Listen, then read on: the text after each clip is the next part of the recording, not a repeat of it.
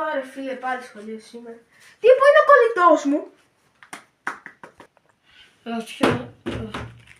Ποιος είναι? Εδώ ρε φίλε, εγώ ο κολλητός σου είμαι. Τι κάνεις, πού είσαι σήμερα? Είμαι άρρωστος, δεν θα έρθω σχολείο. Τι? Για πού το έβαλες εσύ? Στην τουαλέτα πήγαινα κύριε, θέλω πάρα πολύ τώρα. Τώρα πάνε στη θέση σου. Είχαμε σήμερα 3 χώρες απ' έξω, τις έμαθες?